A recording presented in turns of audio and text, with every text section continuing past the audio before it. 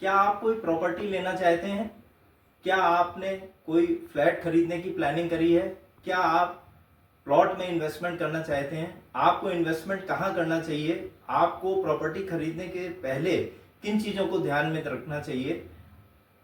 क्या आपने इन चीज़ों के बारे में कोई जानकारी ली है? क्या आपको पता है कि प्रॉपर्टी के डॉक्यूमेंट्स में क्या क्या चीज़ें चेक करनी चाहिए? अगर नहीं तो आज हम अपने चैनल के माध्यम से इन विषय पर आपको सारी चीज़ें बताएंगे। नमस्कार दोस्तों, मेरा नाम है देवेंद्र खंडेलवाल और मैं स्वागत करता हूं आपका मेरे YouTube चैनल श्री मंगलम प्रॉपर्टी में। दोस्तों, प्रॉपर्टी खरीदते समय सबसे पहले हमको जिन चीज़ों के बारे में देखना चाहिए उनमें सबसे इम्पॉर्टेंट है लीगल डॉक्यूमेंट्स। प्रॉपर्टी के लीगल डॉक्यूमेंट क्या हैं, प्रॉपर्टी की चेन क्या है, प्रॉपर्टी किसने बेची, पहले किसने खरीदी, ये सारी जानकारी करने के लिए हमको उसके डॉक्यूमेंट्स की ज़रूरत पड़ती है। मैं आपको रिकमेंड करूंगा कि आपको कोई भी प्रॉपर्टी जो आप खरीदते हैं वो आपको जिस शहर में भी आप हैं आपको उस शहर की अथॉरिटी से अप्रूव्ड प्रॉपर्टी ही परचेज करनी चाहिए।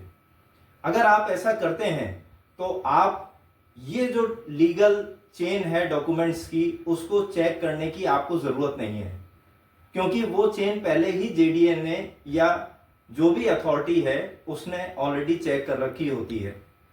इसके अलावा दोस्तों, हमें अगर आप प्लॉट या फ्लैट या किसी हाई राइज बिल्डिंग में या किसी भी प्रॉपर्टी में आप इन्वेस्टमेंट करने जा रहे हैं या आप रहने के लिए लेना चाहते हैं तो आपको ये जांचना चाहिए कि वो डेवलपर या वो बिल्डर उसका पास्ट ट्रैक रिकॉर्ड कैसा है, उसने फ्यूचर में जो पास्ट में जो प्रॉपर्टीज या बिल्डिंग्स बनाई थी उनमें पोजेशन कब दिया, उसके खिलाफ कोई लीगल एक्शन वगैरह तो नहीं चल रहा है, या इस तरह की कोई भी चीज है वो आपको जांच लेना चाहिए।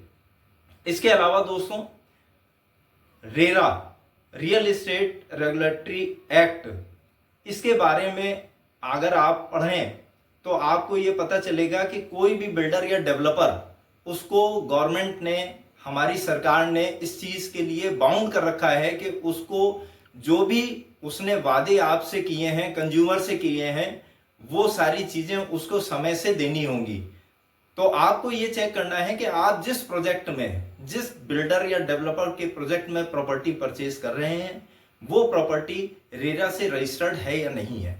रेरा आपको ये अधिकार देता है कि आप अपने बिल्डर या डेवलपर की कंप्लेंट, अगर वो आपको पोजेशन या डेवलपमेंट टाइम से नहीं कर रहा है तो आप उसकी कंप्लेंट बोर्ड में कर सकते हैं, रेरा अथॉरिटी को कर सकते हैं। रेरा आपके हितों का पूरा ध्यान रखेगा।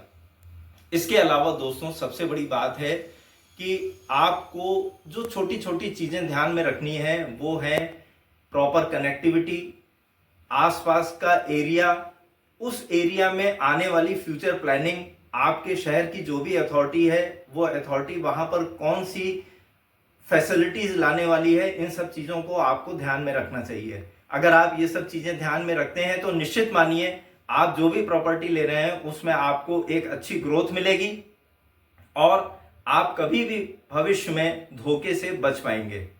तो कैसा लगा आपको ये वीडियो? अगर आपको ये वीडियो अच्छा लगा हो तो आप मेरे चैनल श्री मंगलम प्रॉपर्टी को लाइक करना और सब्सक्राइब करना ना भूलें। धन्यवाद।